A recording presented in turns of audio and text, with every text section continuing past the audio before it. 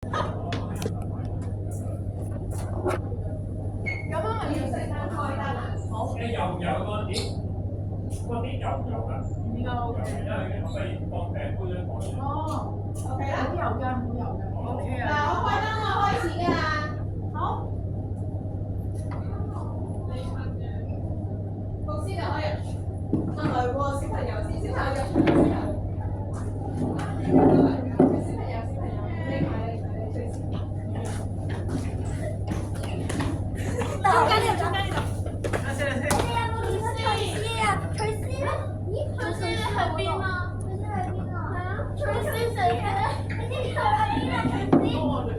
坐低，得㗎。有時唔好問我哋啊！唔好問啊，唔好問啊！各位早晨，完咗㗎啦，隨時個話題。各位早晨，我哋開始祈禱啦。隨時啊，隨時做咩話？隨時啊！你做乜嘢啊？乜教埋把遮嚟㗎？出面曬啊！死人嘅出面。爸爸可以坐低，爸爸。出面咁曬，攞把遮嚟遮太陽嘛？唔係，佢仲着住水鞋，出面一定水浸啦。我哋今日唔係嚟求神降雨俾我哋咩？係，梗係啦。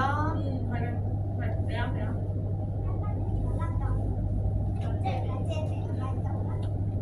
隨時仲有句喎。落雨梗要帶。係落雨梗要帶遮同埋着水鞋啦。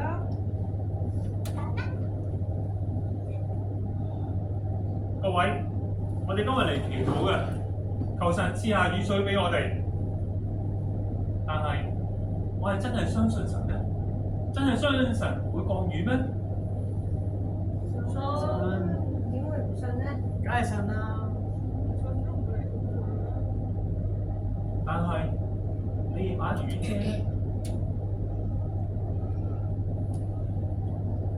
翠絲令我好感動，同樣令我好慚愧。我哋今日嚟祈禱，求神降雨，但係成個會堂裏邊只有佢一個帶把遮嚟，相信只有佢一個相信神會聽我哋祈禱，為我哋降雨。